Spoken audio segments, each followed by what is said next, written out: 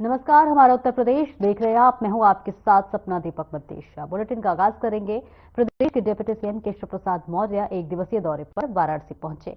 संगठन के कार्यक्रमों की समीक्षा के जनसंवाद कार्यक्रम में शामिल हुए डिप्टी सीएम ने हरिहरपुर गांव में जन चौपाल लगाई और सरकार की योजनाओं और संविधान और पार्टी की नीतियों पर चर्चा की। उप मुख्यमंत्री सबसे पहले दोपहर 1 बजे सर्किट हाउस पहुंचे, जहां पर जनप्रतिनिधियों और विधायकों ने उनका स्वागत किया।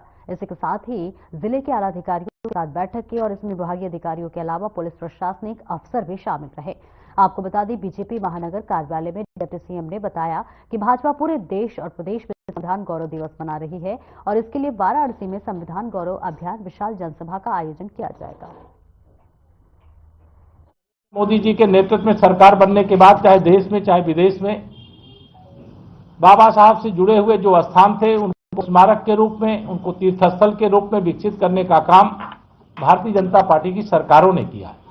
संविधान की हत्या करने का काम और सर्वाधिक संविधान में संशोधन करने का काम कांग्रेस की नेतृत्व वाली सरकार ने किया है। हमने जो संशोधन किया, हमने जम्मू कश्मीर से 370 और 35A को हटा करके देश के कहिए भारत के माथे की जो मणि मुकुटमणि है जम्मू कश्मीर,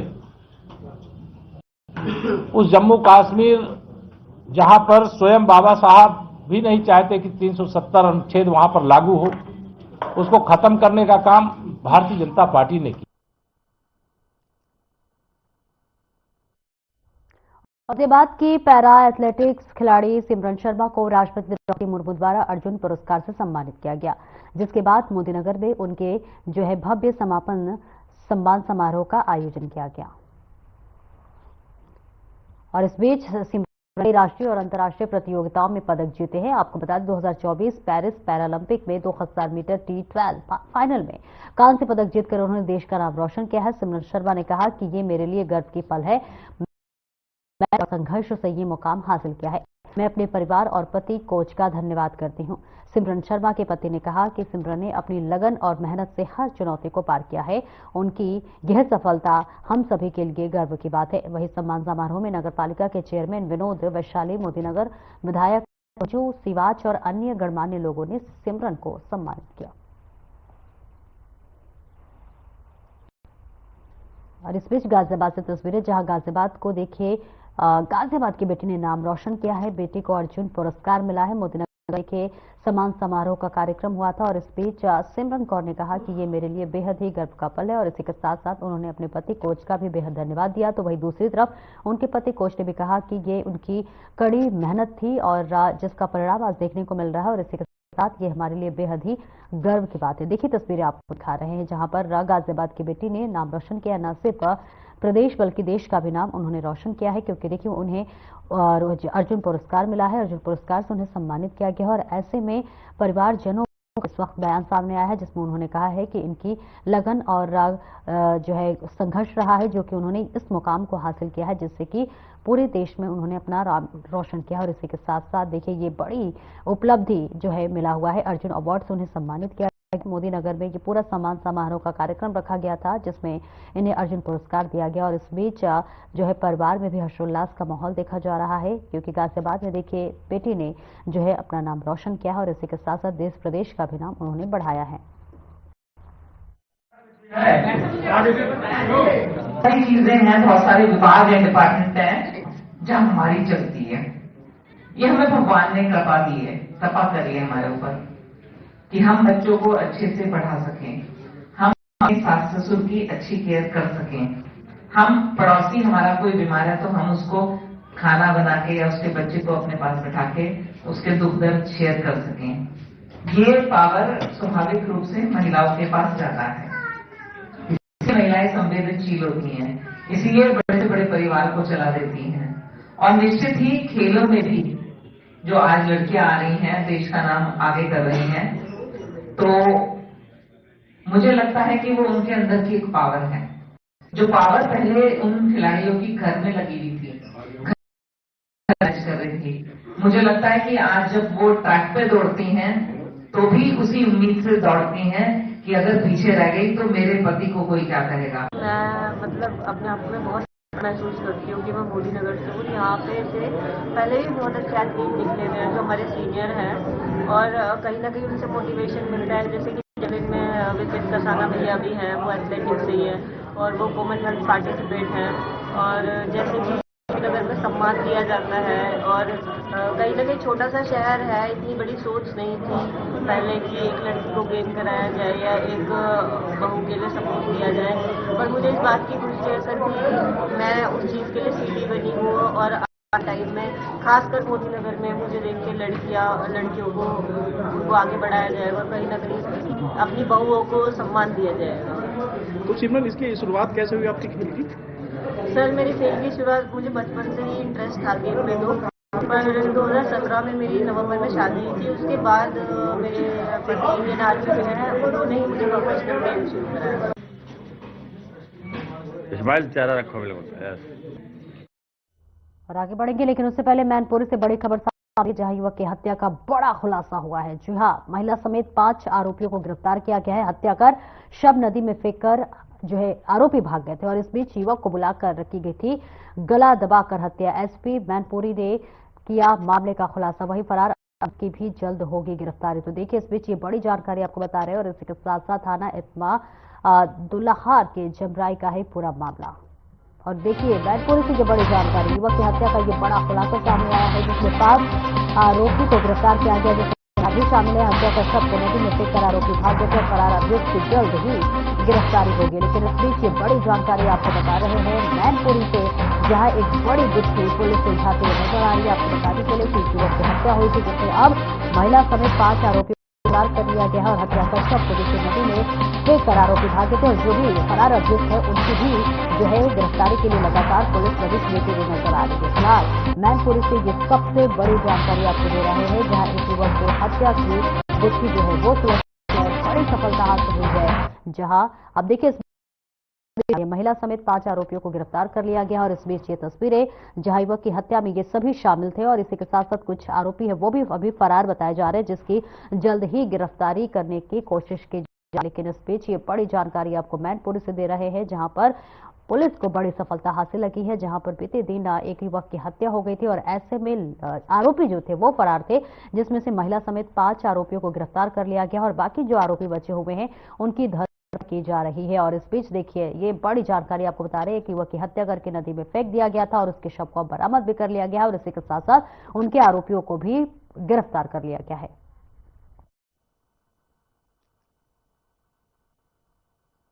धनाड़ में एक लड़के की गुमशुदगी की सूचना प्राप्त हुई, जिसमें लड़के का नाम लफूस है। घर वालों के द्वारा बताया गया कि 18 तारीख के शाम से ये लड़का नहीं है। तो जब सूचना पुलिस को मिली तो इसको छानबीन करने के लिए पुलिस की टीम लगाई गई और लोगों से पूछताछ की गई। और जब कुछ लोगों से पूछताछ की गई तो ये पता चला कि ये कुछ लड़कियों के साथ इनको देखा गया था। बाद में जब तफ्तीश आगे बढ़ी तो ये पता चला कि लफूस को उसी के गांव के रहने वाले 2 लोगों ने एक नहर के पास बातचीत करने के लिए बुलाया और उसे बुलाने के बाद काफी देर बातचीत की और उसके बाद उसे पकड़ के गला दबा के बास में ही जो बहने वाले नहर उसे फेंक दिया था।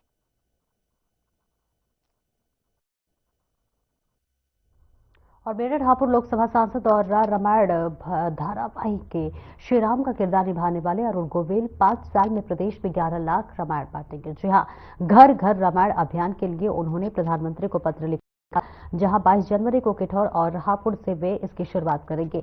अपने डिफेंस कॉलोनी कैंप कार्यालय पर आयोजित प्रेस वार्ता में उन्होंने इसकी जानकारी देते हुए बताया है कि 5 साल में प्रदेश में 11 लाख रामायण की प्रतियां बांटेंगे। और सांसद अरुण गोविल ने कहा है कि राम जी की से हम ऐसा कर पाएंगे और इसी के साथ साथ रामायण पढ़ने का असर समाज पर भी पड़ेगा।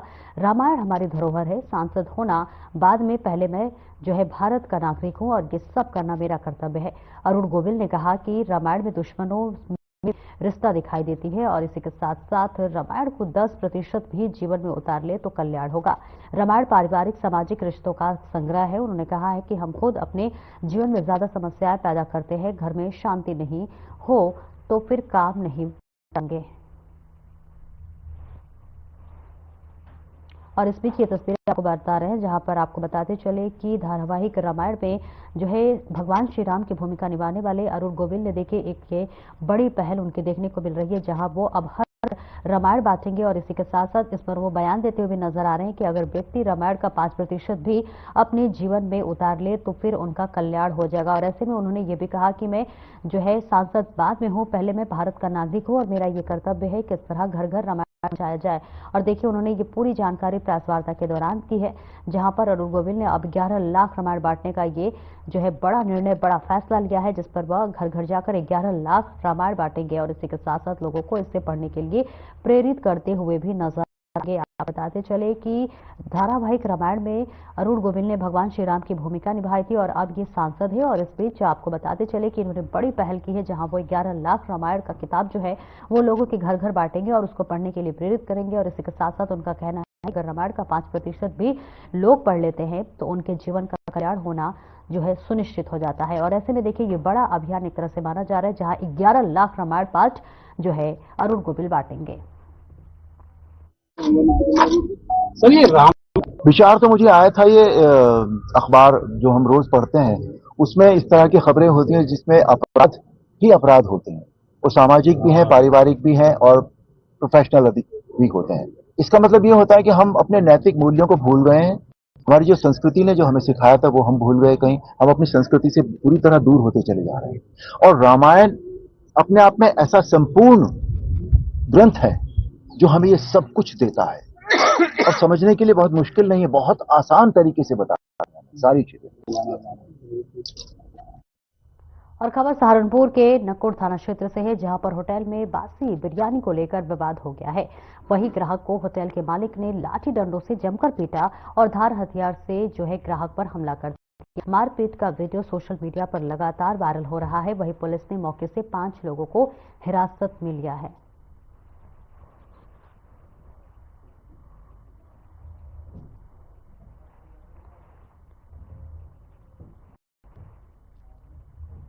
और इस बीच देखिए तस्वीरें आपको दिखा रहे हैं, जहां पर एक ग्राहक का वीडियो देखिए वायरल हो रहा है। मारपीट का ये पूरा विवाद आपको बता रहे हैं, जहां पर ये पूरा वीडियो है वो आप सोशल मीडिया पर लगातार वायरल हो रहा है। तस्वीरें दिखा रहे हैं जहां पर बिरयानी को लेकर देखिए ये विवाद हो गया और विवाद इतना बढ़ गया कि देखिए यहां पर मारपीट तक की नौबत आ गई। और ऐसे में इसका वीडियो भी देखिए लगातार सोशल मीडिया पर वायरल हो रहा है। और इस बीच अब पुलिस भी इस पूरे मामले में दबिश देते हुए नजर आ रही है। पूरे मामले में जो है अब कार्रवाई करते हुए पुलिस नजर आ। फिलहाल ये तस्वीरें आपको दिखा रहे हैं, जहां पर बासी बिरयानी को लेकर एक बड़ा विवाद हो गया। ग्राहक को होटल मालिक ने जमकर पीटा है।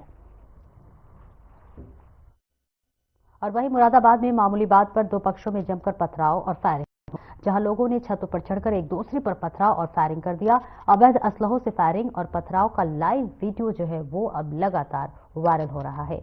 वहीं आपको बता दें कि एक पक्ष ने अवैध हथियारों से कई राउंड फायरिंग की, वहीं हथियार और जो है पथराव और फायरिंग में इलाके में हड़कंप मच गया है। पथराव और फायरिंग की वीडियो भी लगातार सोशल मीडिया पर इस वक्त देखने को मिल रहा है। तो वहीं वायरल वीडियो पर पुलिस ने संज्ञान लिया है।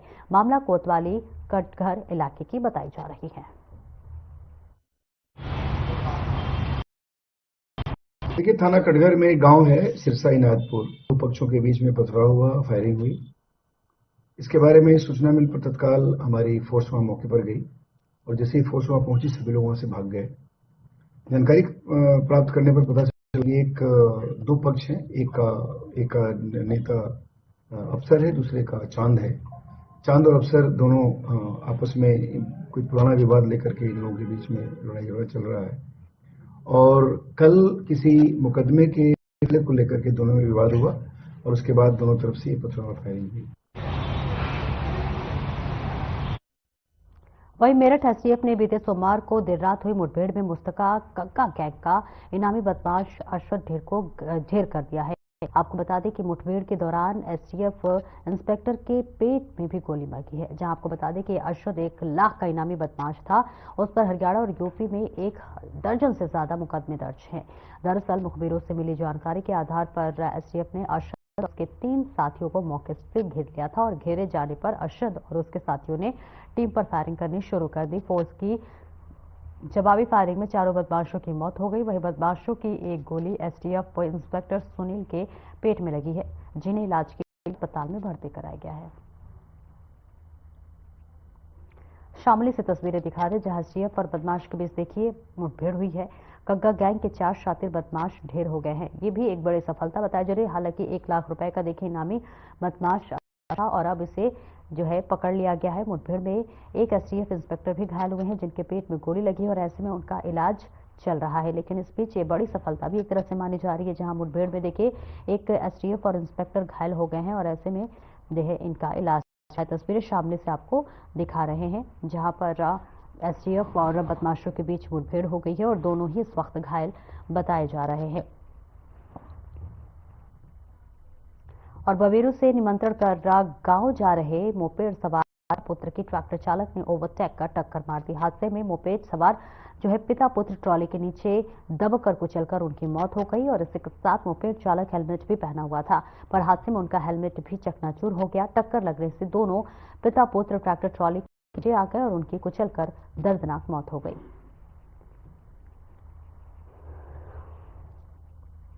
बांदा से तस्वीरें दिखा रहे जहां पर देखिए एक बड़ा हादसा हुआ है जहां पर पिता पुत्र जो थे वो निमंत्रण देकर आ रहे थे और ऐसे में देखिए रास्ते में उनकी ये दर्दनाक मौत आ गई। हालांकि हेलमेट भी लगाया हुआ था लेकिन इस बीच ये जो घटना थी इतनी दर्दनाक थी कि जो है हेलमेट है वो भी जो है चकनाचूर हो गया और ऐसे में देखिए ये बड़ा हादसा हुआ है। सड़क हादसा दिखा रहे हैं बांदा में ये हादसा हुआ है जहां पर पिता पुत्र की जो है कुचलकर मौत हो गई। ट्रैक्टर चालक ने मोपेड पे टक्कर मारी और इस वजह से ये बड़ा हादसा बड़ी दुर्घटना हुई है जिसमें पिता और पुत्र की मौत हो गई है। तस्वीरें बांदा से।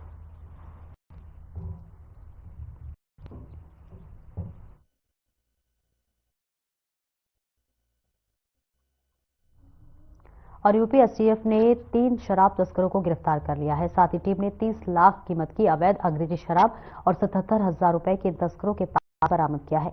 आपको बता दें ये लोग यूपी की शराब की दुकानों पर बिक्री के लिए आई अंग्रेजी शराब का बारकोड और स्टिकर हटाकर नदी के रास्ते नाव और स्टीमर से बिहार में शराब की सप्लाई करते थे। एसटीएफ ने बलियों में गिरोह में शामिल तीनों आरोपियों को गिरफ्तार कर लिया है।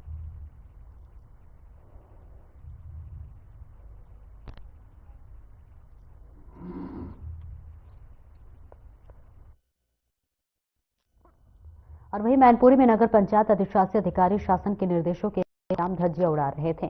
जहां जिम्मेदारों पर सवालिया निशान उठ रहे हैं वहीं तहसील प्रशासन पर सहयोग का आरोप लगा रहे हैं और इसी के साथ साथ जहां नगर पंचायत के दर्जनों वाहन बिना नंबर प्लेट के सड़क पर फर्राटे लगा रहे हैं वहीं मामले को लेकर करहल नगर पंचायत अधिशासी अधिकारी लेखराज कैमरे से बचते हुए नजर आए। बिना नंबर प्लेटों के दर्जनों वाहन लेकर प्रशासन ने अतिक्रमण करने वाले के खिलाफ अभियान चलाया है। लोगों में बिना नंबर प्लेट के वाहन चर्चा का विषय बना हुआ है। मामला करहल नगर पंचायत का है।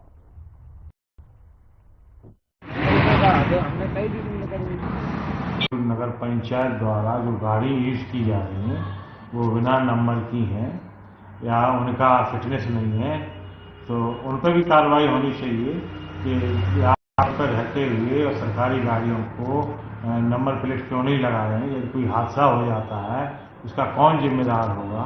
नंबर प्लेट होगा तो उसके खिलाफ एमएलसी दाखिल हो जाएगी कोर्ट में। आप बिना नंबर की गाड़ी यूज कर रहे हैं तो ये नगर प्रशासकीय अधिकारी बहुत ही गैर जिम्मेदारी से काम कर रहे हैं। अरे यार जल्दी निकल जाओ और भी काम हमने कई दिन निकल। अमरोहा मंडी समिति में भीषण आग लग गई है। देखते ही देखते आग ने विकराल रूप धारण कर लिया।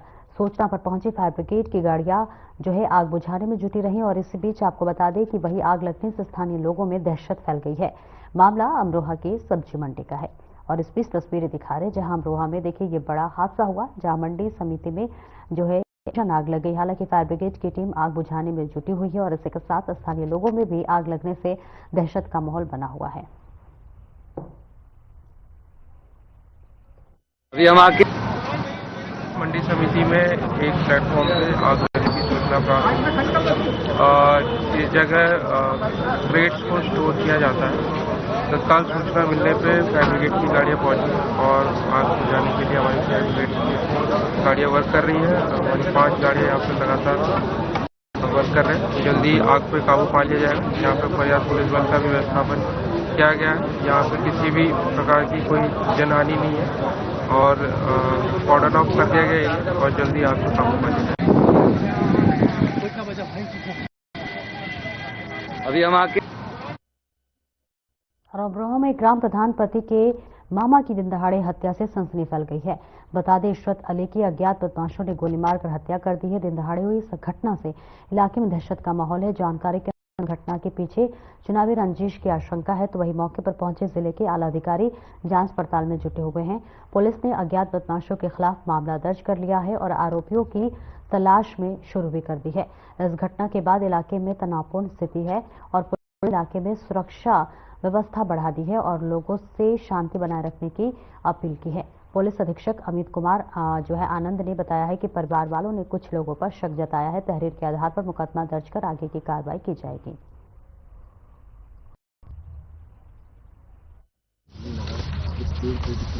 ग्राम जैतोली, थाना खैरा क्षेत्रांतर्गत एक व्यक्ति जिनका नाम इशरत अली, उम्र लगभग 45 वर्ष है, गोली मारकर हत्या करने की सूचना प्राप्त हुई। मौके पर तत्काल पुलिस पहुंची है। शव को पोस्टमार्टम हेतु भेजा गया है। इसमें विधिक कार्रवाई की जा रही है। इसमें जो परिवारजनों से पूछताछ की गई है, उन्होंने कुछ लोगों के नाम बताए हैं, आपसी रंजिश बताया है, जिन पे शक बताया, उनकी जांच की जा रही है। तहरीर प्राप्त कर मुकदमा पंजीकृत किया जा रहा है। इसमें जो मृतक है वर्तमान गांव के जो प्रधान है, उनके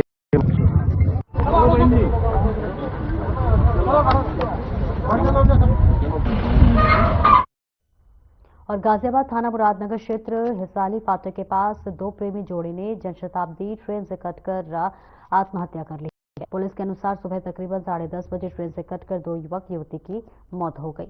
मृतकों की पहचान 21 वर्षीय सागर और विशाखा 19 वर्ष के रूप में हुई है, जो मोदीनगर के सिकरी खुर्द के निवासी थे। इस मामले में डीसीपी देहात सुरेंद्रनाथ तिवारी ने कहा है कि इसके विषय में छानबीन की गई तो पता चला कि इनके परिवार के बीच इन दोनों के संबंध से नाराजगी थी। पुलिस ने मौके पर पहुंचकर शव को पंचनामा के लिए भेज दिया है। पुलिस आगे की कार्रवाई कर रही है।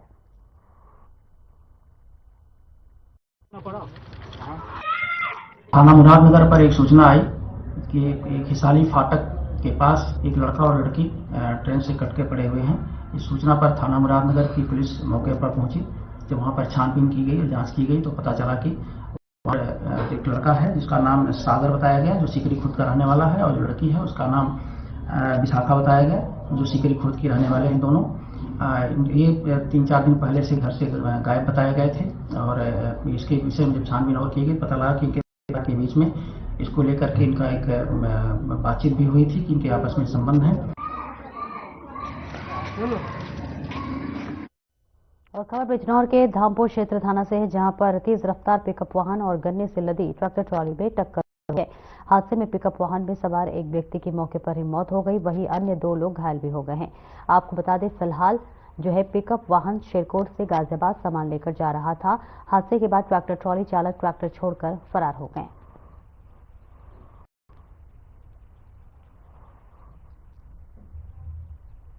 फिलहाल इस बुलेटिन में इतना ही। नमस्कार।